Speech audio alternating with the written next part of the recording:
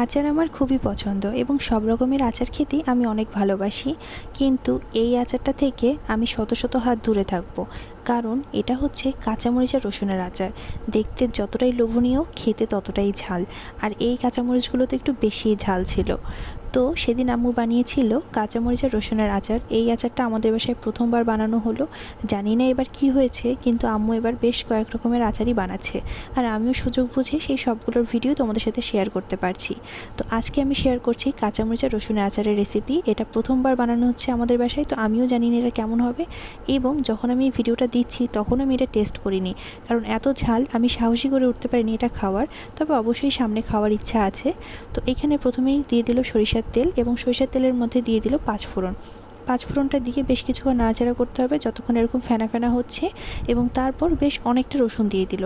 আচারের মধ্যে রসুন এবং মরিচের পরিমাণটা প্রায় সমান সমানই ছিল, মানে যতটা রসুন মরিচও ঠিক ততটাই ছিল। তোমরা চাইলে কম বেশিও করতে পারো। তো এখানে রসুনটা দিয়েও আরও বেশ কিছুক্ষণ নাড়াচাড়া করতে হবে। আর সরিষার তেল যদি কারো কম মনে হয় সে তাহলে আরও বেশিও দিতে পারো। তো রসুনটা দিয়ে আম্মু আরও কিছুক্ষণ নাড়াচাড়া করে নিচ্ছে খুব ভালো করে। রসুনটা দিয়ে দেওয়ার পর বেশ কিছুক্ষণ ভালো মতো নাড়াচাড়া করে নিতে হবে, এবং তারপর দিয়ে দিব কাঁচামরিচ। তো এখানে কাঁচামরিচগুলোর আম্মু বোটাটা ফেলে নিয়েছে। তো এখানে কাঁচামরিচগুলো সব দিয়ে দিল সুন্দর করে, এবং তারপরে কাঁচামরিচটা খুব সুন্দর করে নাড়াচাড়া করে রসুন এবং এই যে পাঁচফোড়ন যে মশলা রয়েছে সব কিছুর সাথে ভালো মতো মিক্স করে নিতে হবে। তো এখানে আম্মু কাঁচামরিচটা খুব ভালো করে কিছুক্ষণ নাড়াচাড়া করে নিচ্ছে। কাঁচামরিচটা দিয়ে দেওয়ার পর বেশ কিছুক্ষণ নাড়াচাড়া করে নেওয়ার পর দিয়ে দিব স্বাদমতো লবণ। এখানে স্বাদমতো কিছুটা লবণ আম্মু দিয়ে দিল, এবং তারপর আবার সব কিছু একসাথে ভালো মতো মিক্স করে নিচ্ছে। আর কাঁচামরিচটা দেওয়ার পর কিন্তু খুব সাবধানে এটা নাড়াচাড়া করতে হবে, কারণ কাঁচামরিচটা মাঝখান দিয়ে একটু চিড়ে দেওয়া হয়েছে, মানে সামান্য একটু কেটে দেওয়া হয়েছে, এমনভাবে কাটা হয়েছে যাতে বিচি না বের হয়ে যায়, কিন্তু তারপরও একটু সামান্য চিড়ে দেওয়া হয়েছে। তো সেই কারণে যদি কোনোটার বিচি বেরিয়ে যায় এবং সেটা কিন্তু তেলের মধ্যে ফুটে উঠবে, তাই কাঁচামরিচটা দিয়ে দেওয়ার পর খুব সাবধানে নাড়াচাড়া করতে হবে। আর এখানে লবণটা দিয়ে দেওয়ার কিছুক্ষণ পরে আম্মু দিয়ে দিল পরিমাণ মতো গুড়। এখানে আম্মু আখের গুড় ব্যবহার করেছে, তোমরা চাইলে চিনিও ব্যবহার করতে পারো। তো গুড়টা দিয়ে খুব ভালো মতো সব কিছু মিক্স করতে হবে যাতে গুড়টা খুব ভালো মতো গলে যায়।